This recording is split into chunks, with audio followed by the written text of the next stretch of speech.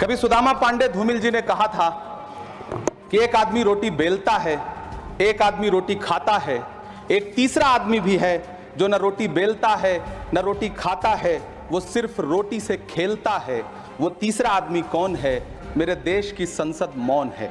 सभापति महोदय, वो भी क्या दिन थे जब संसद में देश का बजट पेश होता था तो देश की सड़कें ठहर जाया करती थीं।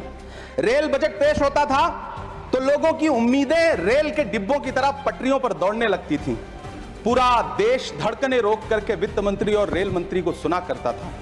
अफसोस, अब बजट पेश हो जाता है, मीडिया चैनल सरकार का महिमा मंडन करते हैं और बेचारी जनता बजट के आंकड़ों के शब्द जाल में उलझी हुई महीनों बाद समझ पाती है कि उसका तो फिर से कट गया।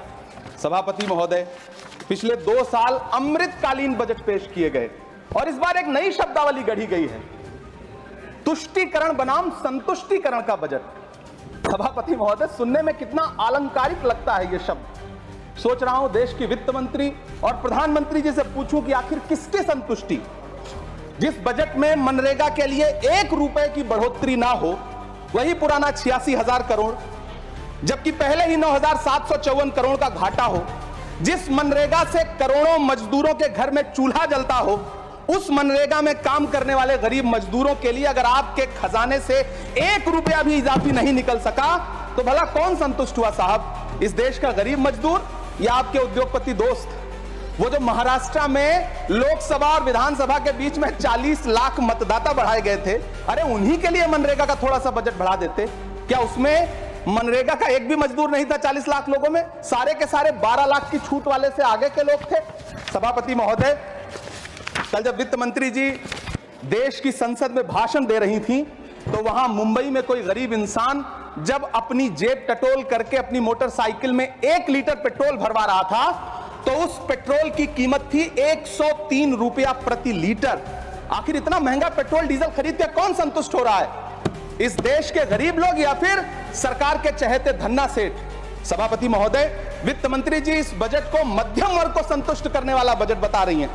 अरे मैडम, हम आप यहां पर बैठे रहते हैं और वहां बाहर इसी दिल्ली में 1 लीटर दूध, चाहे वो अमूल का हो या फिर मदर डेयरी का हो, उसकी कीमत 73 रुपए लीटर है। इतना महंगा बेच करके कौन संतुष्ट हो रहा है? गरीब जनता या आपके धन्ना सेठ दोस्त? सभापति महोदय, इस सरकार का बाजार और महंगाई पर कोई नियंत्रण नहीं रह गया है। चाहे देश में लहसुन 400 रुपए किलो बिक जाए, टमाटर 100 रुपए किलो बिक जाए, प्याज का दाम सुनकर आंखों में आंसू आ जाए, लेकिन वित्त मंत्री महोदया बजट में महंगाई का मां भी नहीं बोलती हैं।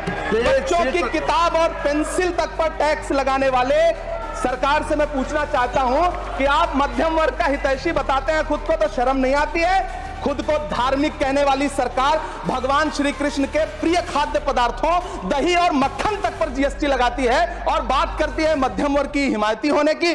जिंदा रहते हुए जनता से हर चीज पर टैक्स वसूलने वाली यह सरकार कम से कम मरने पर तो लोगों को बख्श देती, लेकिन नहीं, वहां भी लूटना है। अंतिम संस्कार के सामान, अगरबत्ती, धूप बत्ती, केवड़ा जल, चंदन पाउडर, जौ, बताशा, काला तिल, पंचरत्न, कपूर और कफन तक पर टैक्स लेने वाली यह सरकार किस मुंह से खुद को मध्यम वर्ग का हितैषी बताती है? तो दोस्तों, ये थी आज की वो खबरें जो आपकी जेब और आपके परिवार पर सीधा असर डालती हैं। हमने अपना फर्ज निभाया, अब बारी आपकी है।